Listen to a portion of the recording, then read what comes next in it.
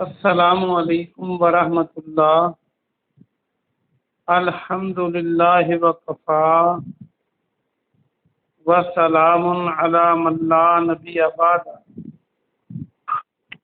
اللہ مہربان کے فضل و کرم سے ہمارا آج کا سبق سورہ المائدہ کی آیت نمبر 104 اور 105 ہوگا انشاءاللہ۔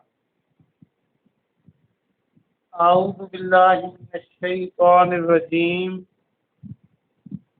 بسم اللہ الرحمن الرحیم۔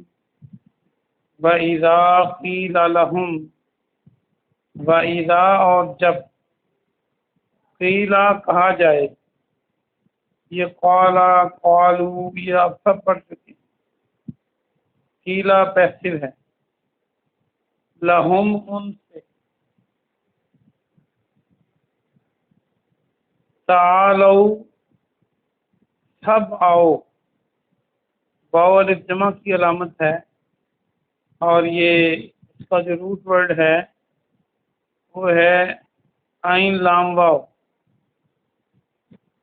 الی ما اس طرف جو،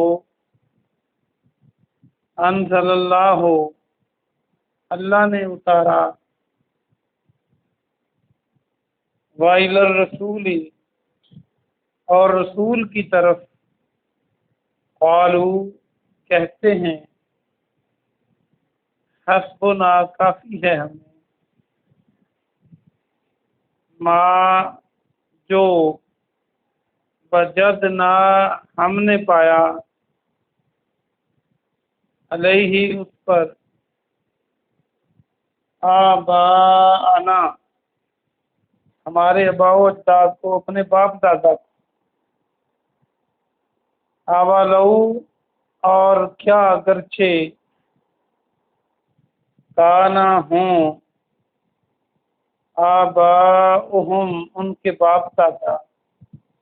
لا یعلمون شیئا لا یعلمون نہ جانتے ہوں، شیئا کچھ،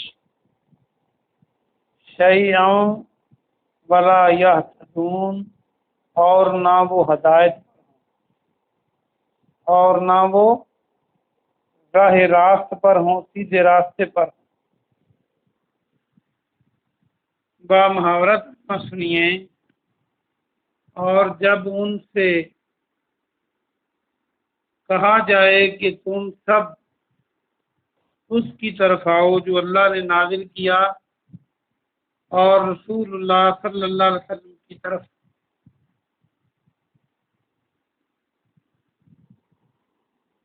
وہ کہتے ہیں ہمیں وہ کافی ہے جس پر ہم نے اپنے باپ دادا کو پایا، اگرچہ ان کے باپ دادا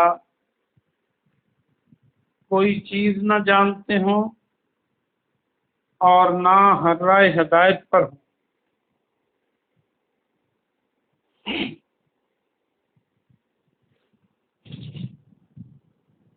اگلی آیت سنیے، یا ایھا الذین آمنوا اے ایمان والو، علیکم تم پر، انفسکم اپنے نفسوں کی، بریکٹ میں کریں فکر لازم ہے، اے ایمان والو تم پر اپنے نفسوں کی فکر لازم ہے، یہ بریکٹ میں کریں، لا یضرکم کم من ضل، لا نہیں، یضرکم نقصان پہنچائے گا تمہیں، من جو کوئی، ضل گمراہ ہوا، اذا تدیتم جب کہ، جب کہ تم ہدایت پر رہو، الی اللہ مرجعکم اللہ کی طرف لوٹنا ہے تمہارا، مرجعو کو دیکھو تو راجی عین موجود ہے تو رجوع آ جائے گا، اردو کا لفظ رجوع کرنا، مڑنا، اللہ کی طرف پلٹنا ہے تمہارا، جمیعاً سب کا، فَيُنَبِّئُكُم، پھر وہ خبر دے گا تمہیں، بما، اس کی جو، کنتم تعملون، جو کچھ تم کیا کرتے، جو کچھ تم کیا کرتے تھے اس کی تمہیں خبر دے دے گا۔ بامہارا ترجمہ دیکھیں، اے ایمان والو، اپنے نفسوں کی فکر کرنا تم پر ہے، تم پر لازم ہے، اور جو گمراہ ہوا جبکہ تم ہدایت پر رہے تو وہ تمہیں کچھ نقصان نہیں دے گا۔ تم سب کا اللہ کی طرف لوٹنا ہے، پھر وہ تمہیں اس کی خبر دے گا جو کچھ تم کیا کرتے تھے۔ آسان سبق ہے، آئیے ہم اس کی تفسیر دیکھ لیں۔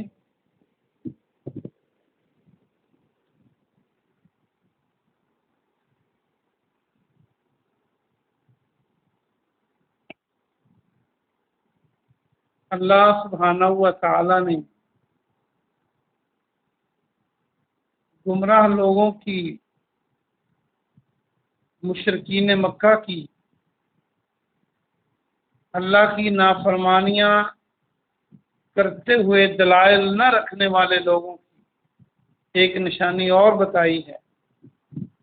فرمایا کہ جب ان سے کہا جاتا ہے کہ تم اس کی طرف لوٹو، اس کی طرف آؤ جو اللہ نے نازل کیا، اور رسول اللہ صلی اللہ علیہ وسلم کی طرف آؤ، یعنی جو احکامات اللہ نے نازل کیے اور جو رسول صلی اللہ علیہ وسلم نے بتلائے اس کی طرف آؤ، تو وہ کیا کہتے ہیں؟ ان کا جواب یہ ہے کہ ہمارے لیے تو وہی کافی ہے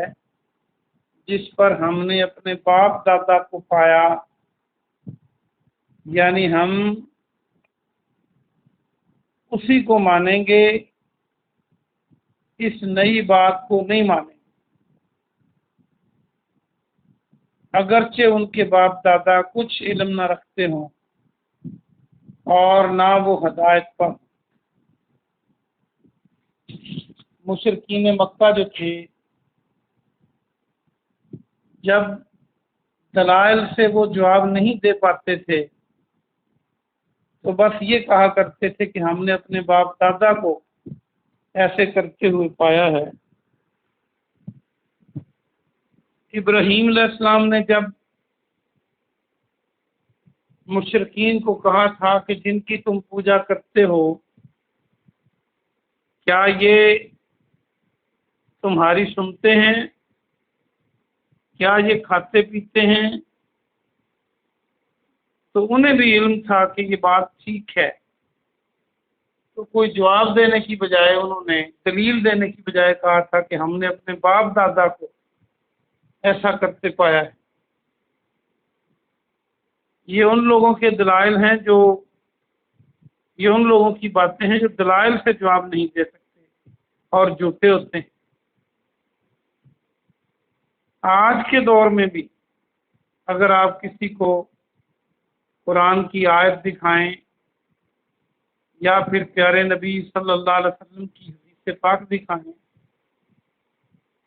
جب اس سے جواب نہ بن پائے تو کہتا ہے جی ہمارے باپ دادا پھر ایسے ہی کرتے تھے۔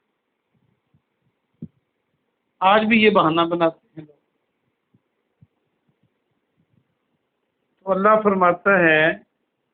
اگرچہ ان کے باپ دادا نہ علم رکھتے ہوں کسی چیز کا، نہ وہ ہدایت پر ہوں، پھر بھی وہ یہ کہتے ہیں۔ تو گویا کہ اللہ اور اس کے رسول صلی اللہ علیہ وسلم کے حکموں کے مقابلے میں اپنے باپ دادا کی بات کو ماننا یہ شرک ہے، کیونکہ مخلوق کی بات کو تبھی مانا جائے گا جب ان کی بات اللہ اور اس کے رسول صلی اللہ علیہ وسلم کے فرمان کے تابع ہوگی۔ اگر کسی کی بات اللہ اور اس کے رسول صلی اللہ علیہ وسلم کے فرمان سے مخالف ہو تو وہ باپ دادا بھی ہوں تو ان کی بات نہیں مانی جائے گی۔ آج ہم کتنی چیزیں باپ دادا کی چھوڑ چکے ہیں، باپ دادا کا کھانا پینا، باپ دادا کا پہننا، باپ دادا کی طرز کے مکانات، باپ دادا کی طرز کی تجارت، وہ ساری ہم چھوڑ چکے ہیں۔ جیسے ہمارے باپ دادا سفر کرتے تھے وہ طریقے چھوڑ چکے ہیں، نئے طریقے اپنا لیے ہیں۔ ایک دین بچتا ہے جس پر عمل نہ کرنے کے لیے ہم باپ دادا کی مثالیں دیتے ہیں، تو یہ اپنے اندر ایک ناانصافی لیے ہوئے ہے۔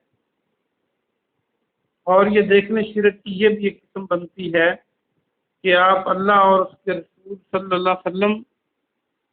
کے حکم کی بجائے کسی اور کا حکم مانیں جو ان کے مقابلے میں۔ ہمیں اللہ سے ڈرنا چاہیے۔ جب میں کبھی سوچتا ہوں کہ اللہ پاک پوری کائنات کا خالق ہے، مالک ہے، رازق ہے، سنبھالنے والا ہے، روزیاں دینے والا ہے، دکھ تکلیف دینے والا ہے، پوری کائنات اسی کی ہے، زمین و آسمان اور اس کے درمیان اور سب کچھ، لیکن اس کی زمین پر جتنے ممالک ہیں دنیا کے اندر 192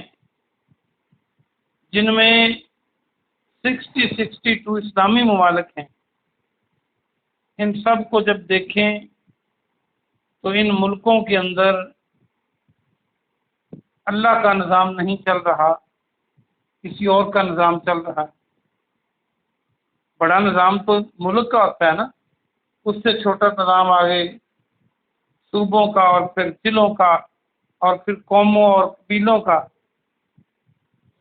تو اللہ کتنا بردبار اور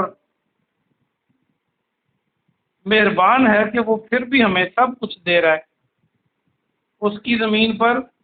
ہم اپنا طریقہ کار چلا رہے ہیں، تو ہمیں ڈرنا چاہیے۔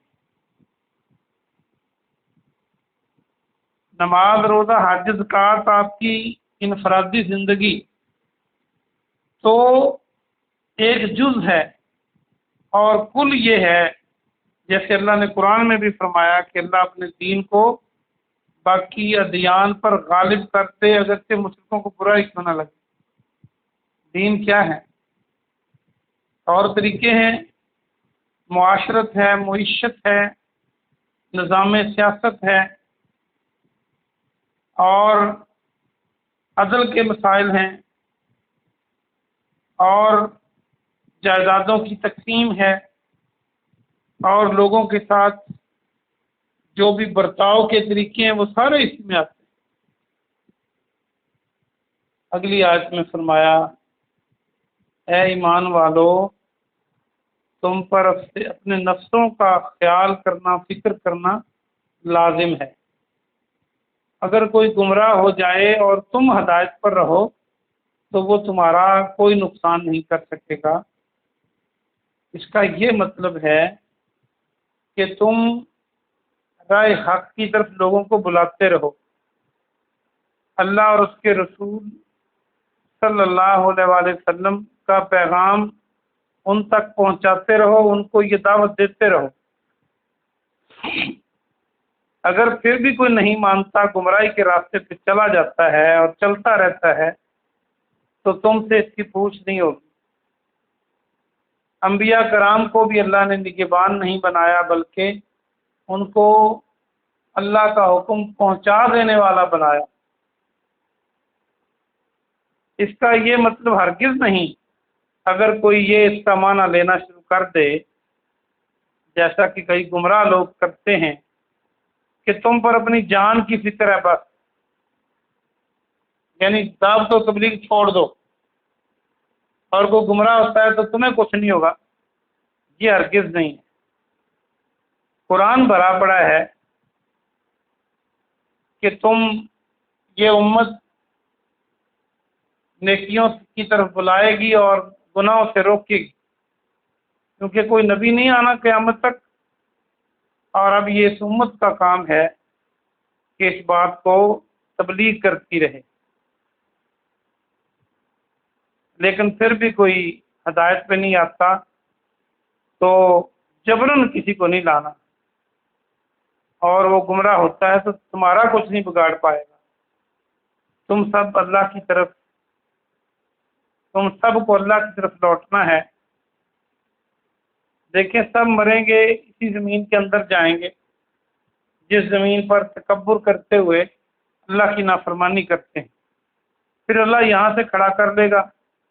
میدان حشر میں، اور اس سب کچھ کی خبر دے دے گا جو تم کیا کرتے تھے، یعنی حساب کتاب ہوگا، ترازو لگے گا۔ فَمَن يَعْمَلْ مِثْقَالَ ذَرَّةٍ خَيْرٍ يَرَهُ وَمَن يَعْمَلْ مِثْقَالَ ذَرَّةٍ شَرٍّ يَرَهُ۔ کسی نے رائی کے دانے کے برابر بھی نیکی کی ہوگی تو اس کو پا لے گا، برائی کی ہوگی تو اس کو پا لے گا، کوئی بات چھپے گی نہیں۔ ہاں، اگر اللہ سے معافی مانگ لے، اللہ معاف کر دے، تو یہ اللہ کی رحمت اور مہربانی ہے اور اس کا فضل ہے۔ اللہ پاک سے دعا ہے کہ اللہ پاک آپ کو اور مجھے عمل کی توفیق عطا فرمائے۔ سبحان ربک رب العزت عما یصفون وسلام علی المرسلین والحمد للہ رب العالمین۔